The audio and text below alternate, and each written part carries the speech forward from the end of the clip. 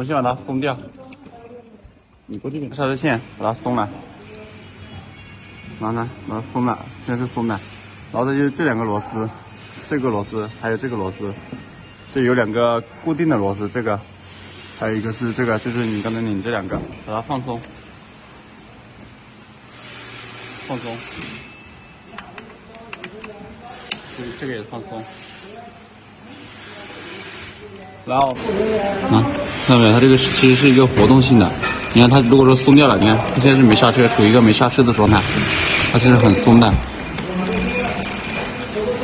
然后我们下面这里有个螺丝，看到没有？呢，这里先把它稍微拧紧一点点，稍微拧紧一点。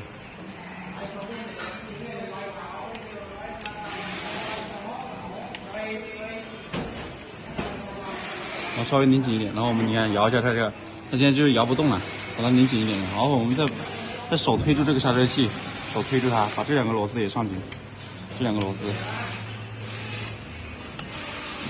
这个固定的。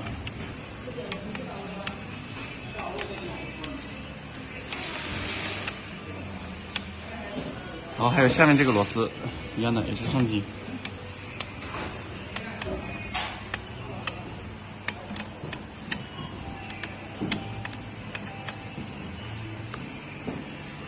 然后你看，我们现在其实是一个很紧的状态。然后我们看往那个缝里面，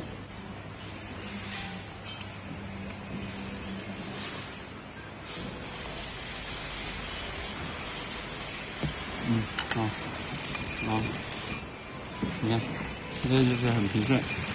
然后你听，它还有一点异响，还有一点摩擦车的，这里还有发出点声音，摩擦车。我们再把它放松一点点，这个螺丝，再把它放松一点。你看这里有间隙，看到没有？这里有间隙，有间隙它就不会磨，啊，是不是？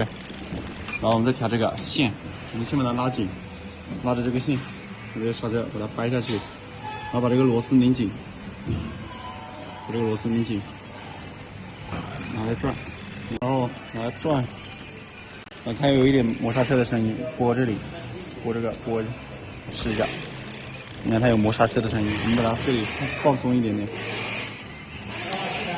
等于说，如果说是摩刹车的话，就是我们那个线拉得太紧了，它就容易磨到。我们再在那转，好，捏一下刹车，试一下。好，